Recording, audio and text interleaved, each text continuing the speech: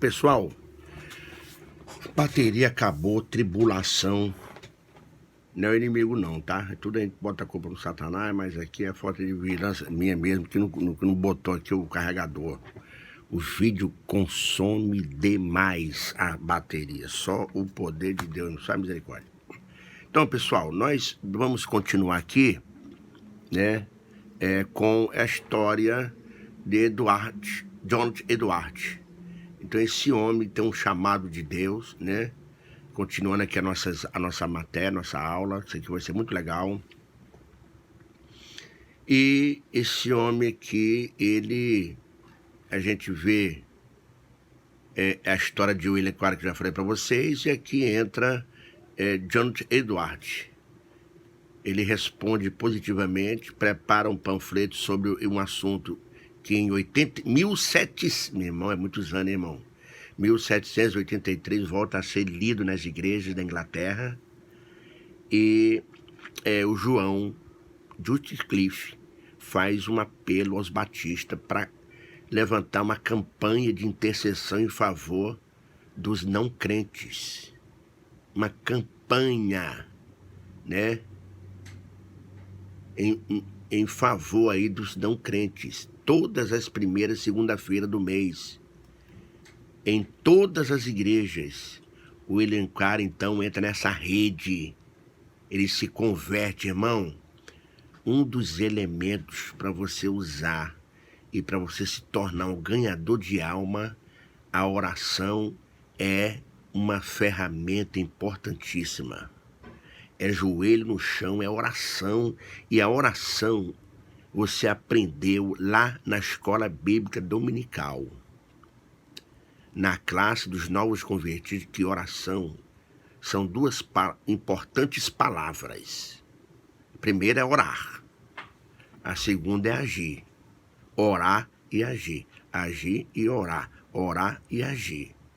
Se você ficar só em oração também, não tem como. Você tem que orar e você tem que agir o que Deus lhe falou na oração. Ok? Então, Carey se converteu aos 18 anos na Igreja Batista, era sapateiro, era professor de 26 anos, é ordenado ao ministério pastoral. Ele era um autodidata e era um leitor fluente. Com isso ele aprende o latim, o grego, o hebraico, o italiano, o francês e o holandês. Meu Deus, olha que coisa extraordinária, irmão. Ao ler o livro A Última Viagem do Capitão Cook, sente-se chamado para a obra missionária. Olha aqui o chamado.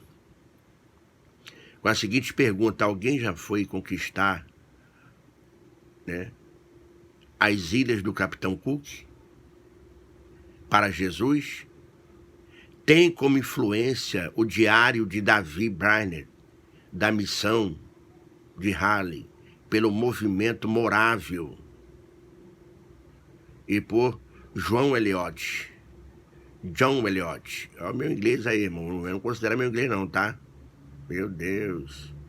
Aos 31 anos, não se conforma com o marasmo da religião. Tira essa palavrinha aqui, ó. Tira essa palavrinha aqui e coloca religião, tá? Não mexa com igreja. Igreja, ela é pura, ela é lavada. Ela é o corpo de Cristo. Você não vê na igreja de Cristo mácula. Você vê na religião. Não confunda a religião com igreja. Tome cuidado com isso.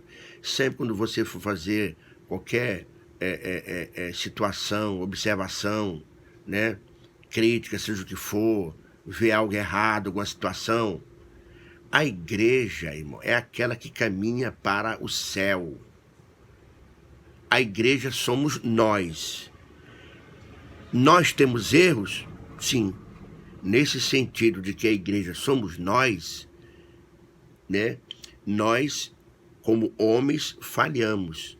Mas no sentido da igreja ser o corpo de Cristo, Cristo, ele não tem erro. Cristo não tem pecado, né? Então, quando nós aceitamos Jesus, nós fomos justificados, irmãos. Nós fomos eleitos. Por isso que a gente não pode estar murmurando com conversa fiada, fazendo coisa errada, porque nós temos um nome a zelar, que é o de Cristo. Nós somos o corpo dele. Como corpo, como homem, a gente é falho, né? E é aí que entra a parte humana, que é a religião. Não tem como fugir da coisa, né? Porém, a igreja é aquele setor aonde você glorifica a Deus e você pratica o que a Bíblia diz. Então não tem como desfazer do que a Bíblia diz na nossa vida. Até porque se eu começar, é que nem eu vejo pessoas falando do Brasil. Todo mundo sabe que o Brasil é cheio de problema.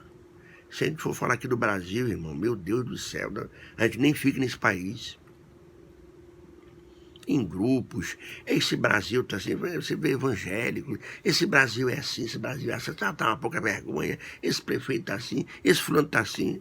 Ah, meus irmãos, é o seguinte, se você começar a liberar a palavra ruim desse Brasil, você mora nele, você vive nele, você está dentro do Brasil, e você não libera uma palavra de bênção para a tua nação.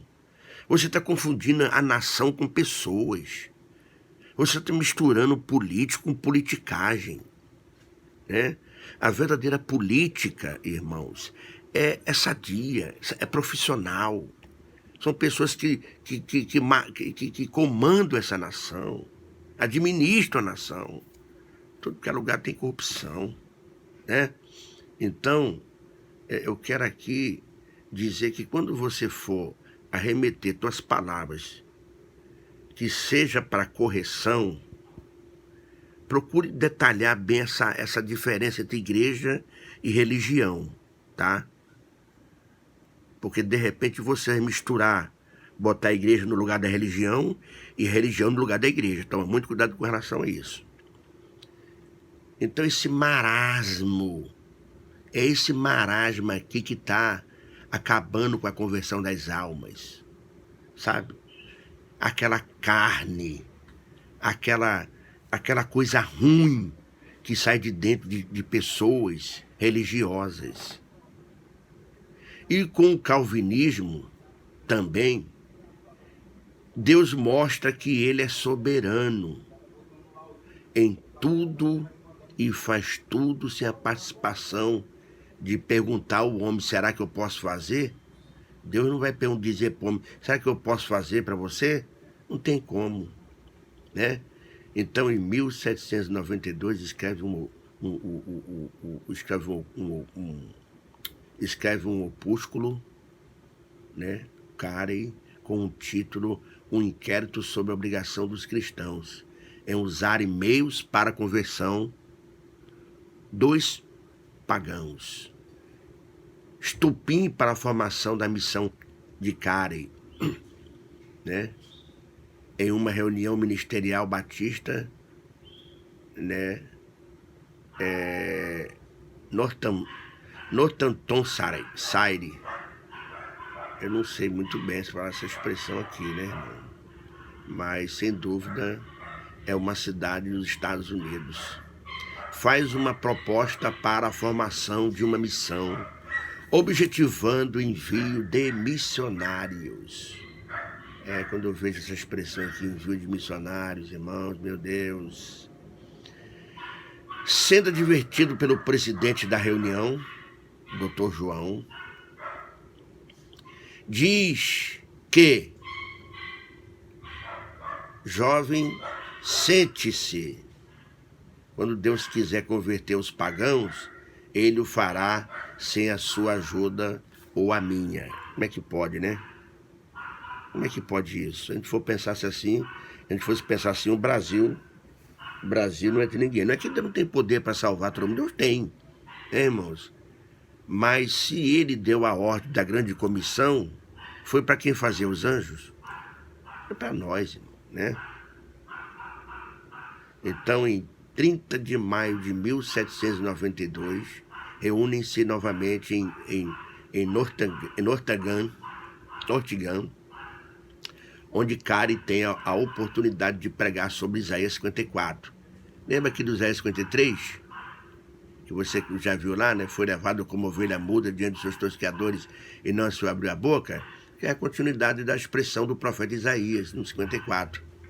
Num contexto missionário, viu aqui, ó, Karen, cadê? Sim, Karen tem a oportunidade de pregar sobre Isaías 54, versículo 2 e 3, num contexto missionário, fazendo um famoso desafio: espere grandes coisas de Deus, intente grandes coisas para Deus. Ele sempre tinha palavras tremendas, esse homem, irmão. A história desse homem é muito linda.